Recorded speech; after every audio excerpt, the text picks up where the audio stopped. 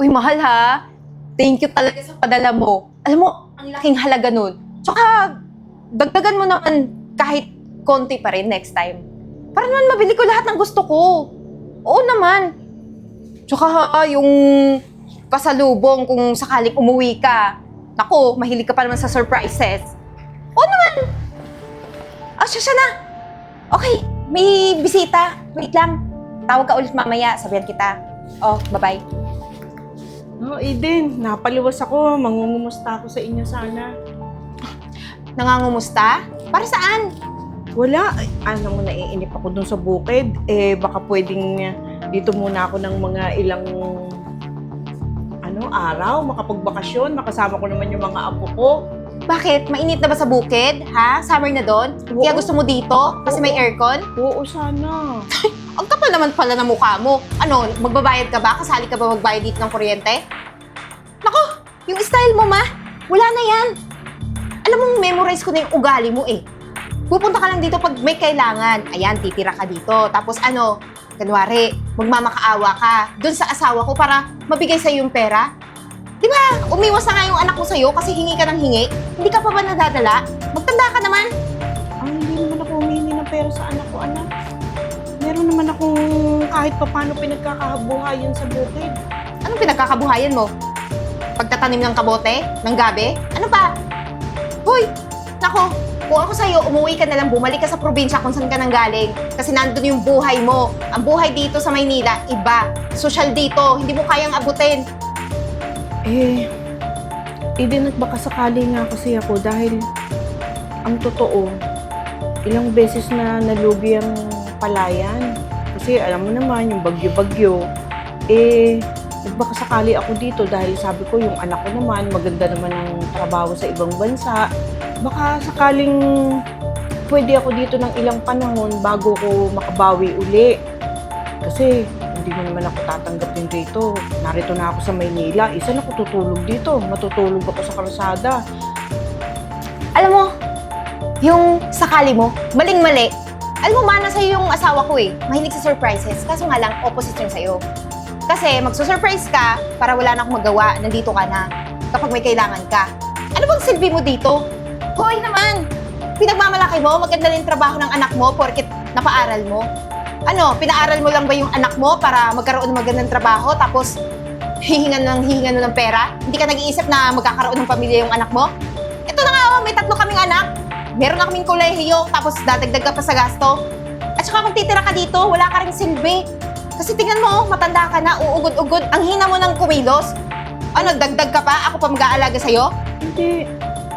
Pangako ko sa'yo, tutulong-tulong ako sa gawaing bahay. Ayun, tutulong-tulungan na word. So, ibig sabihin, kung kailan mo lang gusto tumulong, tapos mahina ka pa kumilos, ayoko!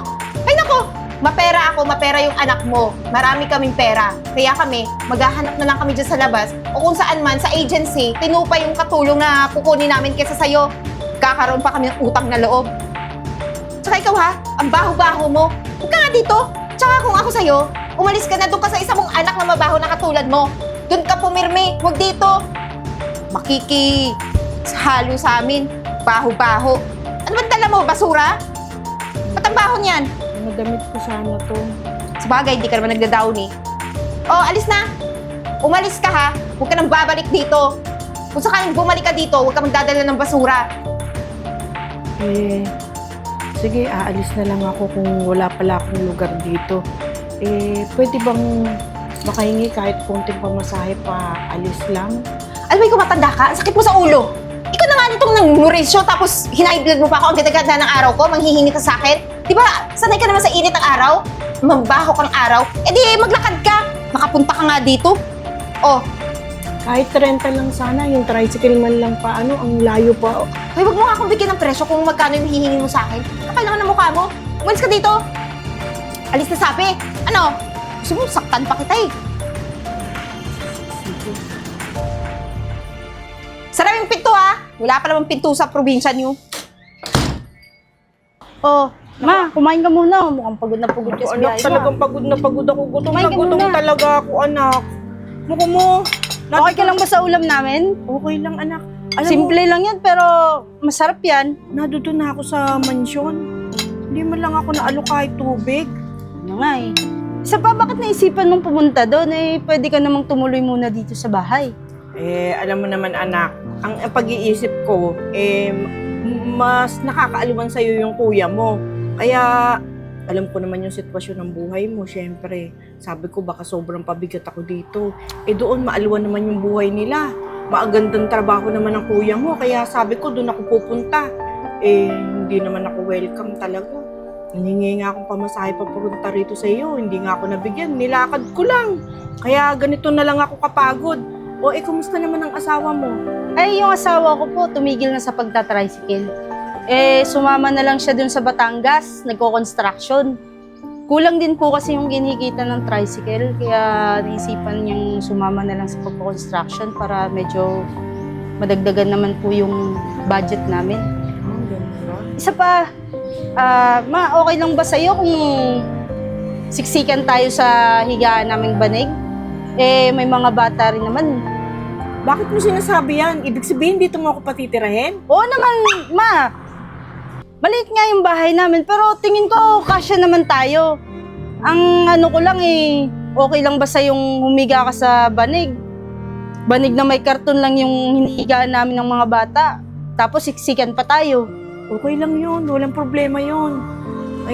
Kaya lang, iniisip ko yung budget. Sabi mo kulang, tas pakainin pa ako dito. Ay nako ma, huwag kang mag-alala. Tatanggap ako ng labahan, tapos maghahanap ako ng ibang racket dyan para madagdagan natin yung budget natin. Isa pa, bihira ka na lang din naman pumasyal dito sa amin eh. Hindi, pag tumanggap ka ng labahin, tutulungan kita. Ay naku, wag na po. Mag-relax ka lang dito. Tapos yung mga apo mo, gustong-gusto ko naman na kasama nila. Ako na lang, ako nang bahala. Huwag ka nang mag-alala, okay na ako. Talaga ba? Paano? Dito na ako tutuloy sa'yo, ha? Oo, walang problema. Tutuloy ko na to, ha? Sige, Sarap kainin mo lang, Mi. Mag-enjoy ka. ha? Tapos pag may sumobrang kita naman, mamasyal tayo sa mall. Wow! Gusto mo yan, di ba? Oo. Bira ka lang nakakapunta dito, di lubos-lubosin na natin yung bakasyon mo. Hindi na rin natin sabing bakasyon. Kahit dito ka na tumira. Walang problema. Kaya natin. Sige, anak. Mahal, ano ka ba? Di ba sabi ko, magsabi ka kung uuwi ka. Mahal, gusto ko naman kasi ma-surprise ka, lalo't andito lahat ng mga pinabili mo sa akin. Yung mga magagandang damit at saka mga favorite mong chocolate. Gusto ko yun talaga. Ikaw talaga, ang sweet mo sa akin. Siyempre naman, lahat gagawin ko para sa'yo. Anak! Naku, tama pala yung kwentuhan mo sa labasan na nandito ka na, anak. Miss na miss kita. Ang tagal natin di nagkita. Ano ba? Ba't mo yung niyaya po yung asawa ko? Akin lang to, no? Tsaka bakit naman pumunta ka agad dito ba nang walang pasabi? Narinig mo lang, nabalitaan mo lang na dumating ako, agad-agad naman kayong pumunta nitong kapatid ko. Mukhang hindi pa kayo naligo. Ibet! Ano, ikaw na naman nagyaya kay mama pumunta dito, nakita mo nag-post. Sino man Ikaw ba nagsabi na nandito na ako? Di, no? Alam mo naman yung nanay mo eh. Kapag pera ng pinag-uusapan, mabilis yan. Mabilis pa sa radar. Huwag ka naman ganyan. Kuya Rans, pagsabihan mo nga yung Ano asawa. pagsabihan? Kayo dapat ang pagsabihan, pumupunta kayo agad dito sa bahay nang walang pasabi. Syempre si mama excited na makita ka. Ang tagal nyo rin hindi nagkita. Oo nga, taon anak hindi tayo nagkita. Kaya syempre, hindi ko akalain na ganun ang magiging sa'yo. Ma, ang akin lang naman, bigyan mo muna kami ng oras. Kakadating ko lang, gusto ko nga na makipag-usap sa asawa ko, maglalabing-labing kami. Tapos kayo, pambira, ikaw, Ibet, anong gusto mo, pabango? Ikaw, chocolate. Hindi kami nagpunta rito ng dahil sa pasalubong Renz. Kunyari ka pa, May. Lang din naman habol mo eh. Ay nako, mahal, huwag ka maniwala dyan sa nanay mo. Sinungaling yan. Alam mo ba, bigla din niyang pumunta dito. Yung mga nakaraang buwan. Ewan ko ba, gusto niyang tumira dito kasi nalugi daw yung palayan doon sa probinsya. Wala naman akong pakialam dyan sa nanay mo, di ba? Pati ikaw. Syempre, no? Hindi ko tutulungan. Ano ba siya dito? Tsaka, Bakit si Eden ba kayong guguluhin niyo tungkol dyan sa palayan na yan? Ibet, ikaw, ano? Hindi ko naman siya inano ng tungkol sa palayan. Ang sabi ko, mag-i-stay lang ako rito para makita ko pati yung mga apo ko. ay, ganun din yon. Magiging pala mo nin dito. O, kita mo na, Ma? Nagiging pabigat ka kasi sa asawa ko, hindi mo ba naiintindihan yun? Ang liwanag naman ng sabi ko na kung pakakainin niya ako, kung tatrabahuhan ko naman, tutulong-tulong ako. Hindi yun yung punto ko, Ma. Ayaw ka ni Eden kasama, hindi mo pa nagigets yun? Tignan mo naman kasi itsura niyo, hindi naman kayo marunong mag-ayos ni Yvette. O, tas ngayon, bigla kayong tatakbo dito sa bahay. Hoy, kuya! Alam namin asawa mo si Eden, ha? Pero kahit ganon, bigyan mo naman ng konting respeto si mama. Anong respeto, Yvette, yung gusto mong ibigay ko kay mama? Nirespeto mo ba yung buhay na meron ako ngayon? O, ngayon, anong gusto nyo? Sumulpot kayo dito bigla. Gusto nyo pabango? Gusto nyo damit, chocolate? Hindi pa Pera? Hindi pa salubong. Ano kailangan mo, ma? Hindi pa salubong ang hanap namin, Renz, kaya kami pumunta rito. Yung makita ka lang sana at makumusta. Eh, sana nagsabi kayo. Yung pupunta kayo agad. Binigyan nyo muna sana kami ng oras ng asawa ko, ha? Eh, kakauwi ko lang, oh. Gusto nyo kayo agad din pupunta dito? O, kayo na lang magbukas niyan. Ikaw, Yvette, anong gusto mo? Bibigay ko na para makaalis na kayong dalawa. Ibang-iba na ugali mo, Renz.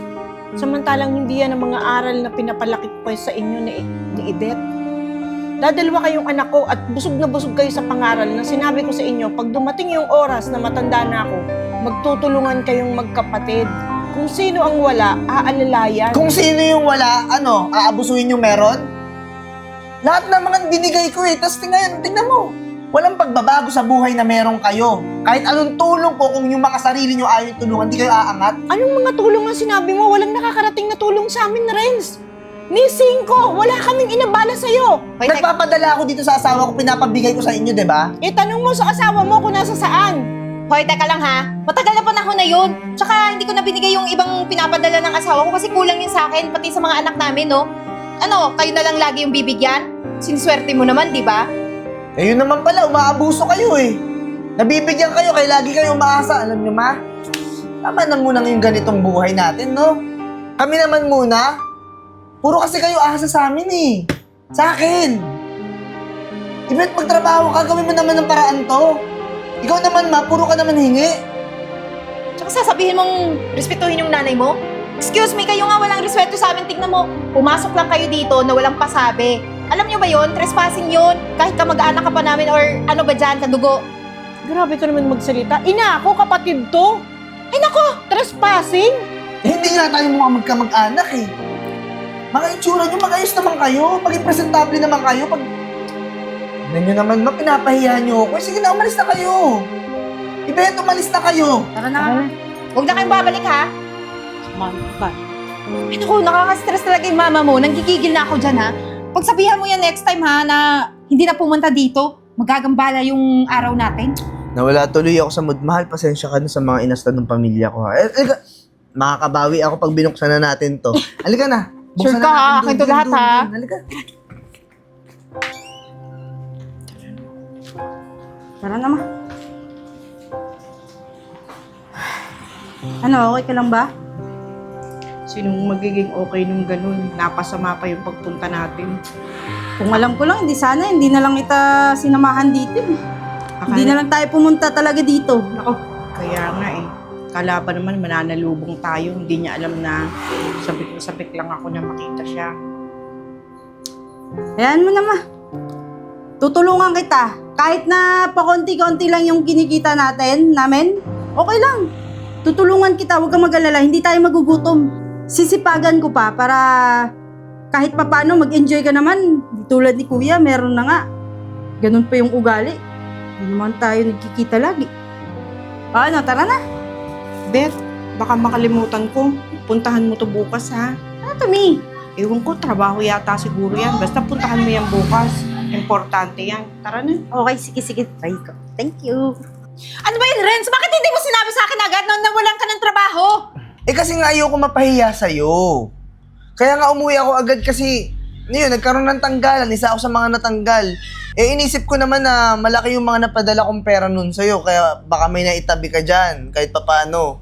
Ayaw mo mapahiya sa akin? Pero mas mapapahiya ako ngayon. Ano ang sasabihin ng mga kumari ko? Na mahirap na tayo? Naghihikaos na tayo? Gumagapang tayo? Hindi ganon! Kailangan sinabi mo, ano ba?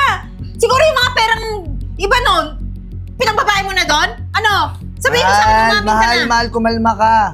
Gagawan ko naman ng paraan to eh. Kaya nga ako umuwi kasi kailangan ko din magtrabaho dito sa Pilipinas. Tsaka maganda na yung credentials ko. Marami ding tatanggap sa akin ng mga malalaking kumpanya na may malaking sahod. Kaya wag ka nang mag-alala. Ay nako, mas maganda pa rin pag nasa abroad, no? Mas marami dong opportunity, di katulad dito sa Pinas. Eh habang wala pa nga akong trabaho ngayon, ang inaasahan ko yung mga perang pinadala ko sa'yo, may savings account naman tayo, di ba? Wala na nga, wala nang perang natira. Ano pa ba? Di ba lahat naman yung para sa akin? Ba't mo ba sasabihin savings? Walang savings na natira. Eh hindi naman yun yung mga pinag-usapan natin noon eh. So ano, yung mga sinabi sa akin ni Mama, totoo yun? Nilulustay mo yung pera, hindi ka nagbibigay sa kanila. So ano, binibigyan mo sila Mama? Yung mga pinapadala ko, yung mga parte nila, binibigay mo ba? Anong klaseng question yan? Oo, binibigay ko, no? Eh di sinungaling ka nga. Ano sinungaling? Kaya ako tinatanong yan sa'yo kasi gusto ko sa'yo manggaling na binibigay mo. Kasi may nag-text sa akin ng mga kapitbahay dito, mga kamag-anak din namin. Di mo naman pala binibigay yung mga parte na pinapadala ko kila Mame. Ano sinasabi mo? Maniniwala ka? Tapos Yung sa akin? ngayon, yung bangko natin may 3 milyon, nasan na? Inustay mo rin! Puro ka kasi luho! Eh, bakit ba? Teka nga lang, bakit mo iniba yung usapan, ha? Di ba ang usapan ngayon, yung ikaw na nawala ng trabaho, bakit ngayon? Oo, nawalan ako ng trabaho. Gagawan ko naman ng paraan. Nag-apply na ako. Pero ikaw, yung mga kasinungalingan mo sa akin, yung paggastos mo ng pera, asan? Asan yung paliwanag mo doon? Ako, huwag mo nga akong hanapan ng pera na wala na. Bakit mo sa akin tinatanong lahat? Alam mo naman, di ba, may rami akong pangangailangan. Tsaka may 3 tayong anak. Isipin mo yon. Oh, ngayon, isusumbat mo sa akin yung nasa yung 3 milyon? O kaya wag mo akong sasabihin ngayon na wala akong trabaho, wag mo akong susumbatan. Kasi lahat ng mga pera nandito sa bahay, ako nagpundar, ha? Kasi ikaw lang yung gumastos ang gumastos. Eh di humanap ka ng trabaho. Eto na, naghahanap na ako. Ito na nga, may nag-text na sa akin. Mag-a-apply ako. Oh, ano sabi? Pinapapunta ako ngayon alas 2. Eh di pumunta ka na, ano pang hinihintay mo? Mag-ayos ka na. Kailangan ng trabaho, hindi pwedeng maghirap tayo. Bihira ka. Hanapan pa.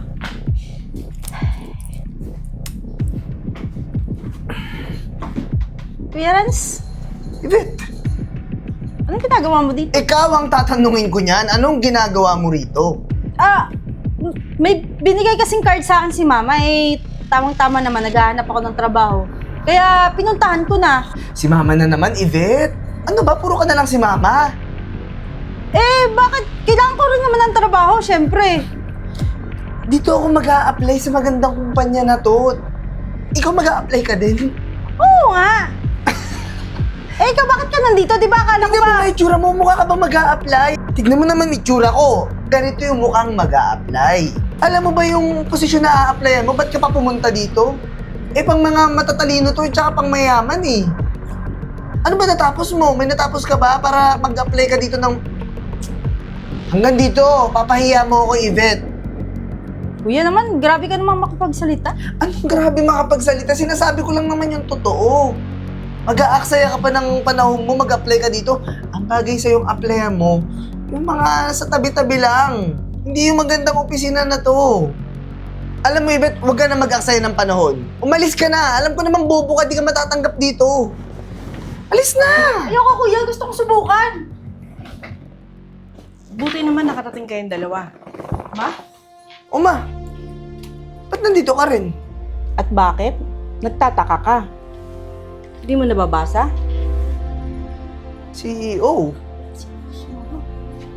Oh, Nung kayo pinag-aral ko at nagkaroon kayo ng sarili-sariling pamilya, pinabayaan ko kayo sa buhay na kung anong meron kayo. At ako, hindi nyo na naintindihan kung ano nangyari sa akin. Eto ang kinalalagyan ko. Pinagpursigihan ko yung buhay ko para sa inyo sanang dalawa. Nakakalungkot ang mga pangyayari, ano? Dahil itong pinagpursigihan kong to, ang alam ko para sa inyong dalawa. Pinalaki ko kayo, Renz, ng busog sa pagmamahal at busog sa pangarap. Anong nangyari sa'yo? Nung pumasyal ako sa bahay nyo, para tingnan ko kung tatanggapin ako ng asawa mo, ipinagtabuyan ako. Pero itong kapatid mo, na tricycle driver lang ang trabaho ng asawa, kahit kangkong napakain niya ako at inaruga hanggang sa ngayon na nasa sa kanya ang poder ako.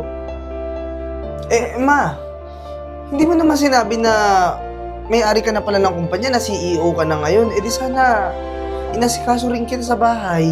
Ganon. Aasikasuhin mo ko kung kailan maayos ang tayo ko.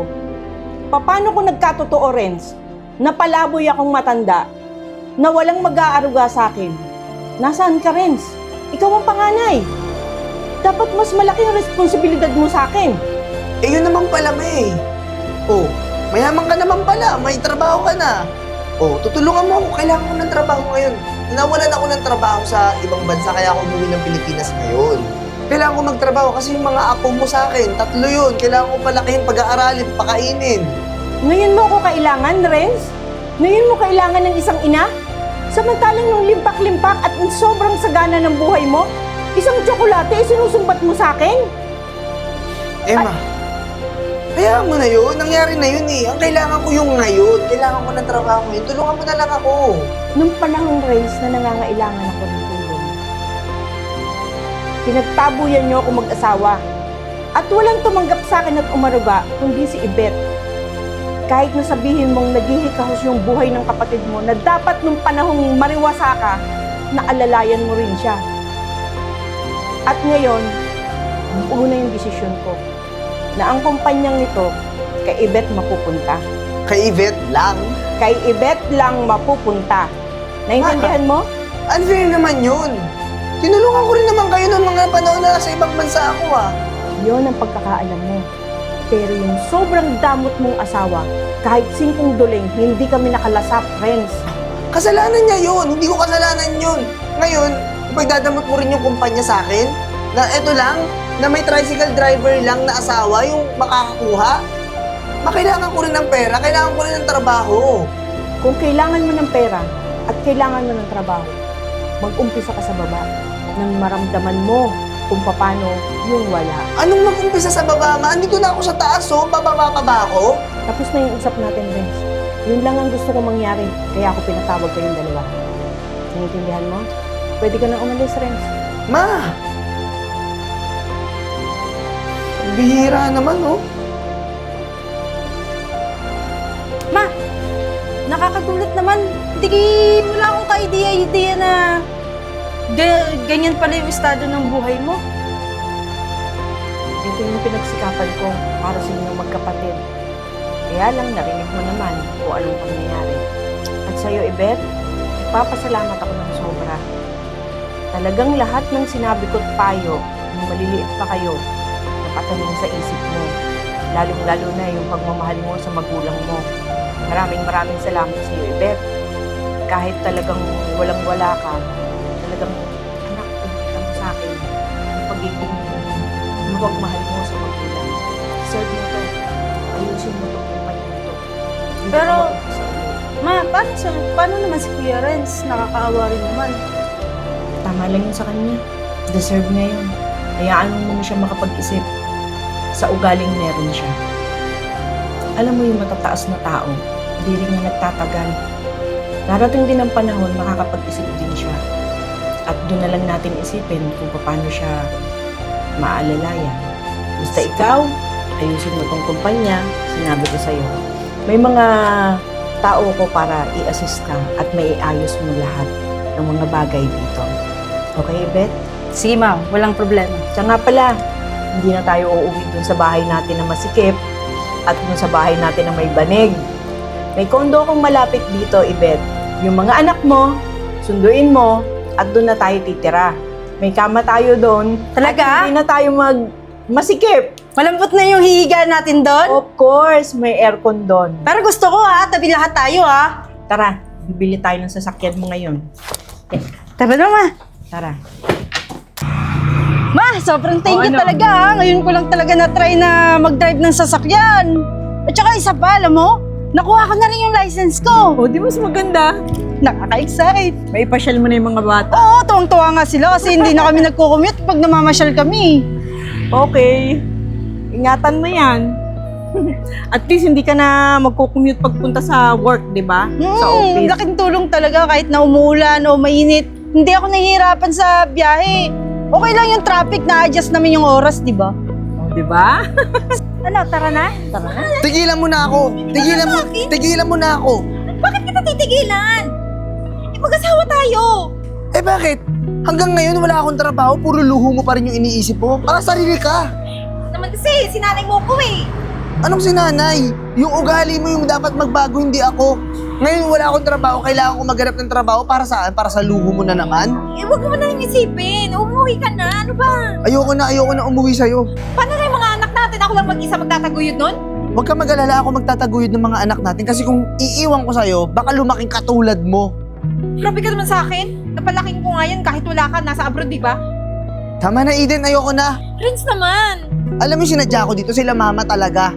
Ma, Yvette, kayo talaga yung sinadya ko ngayong araw kaya ako pumunta dito.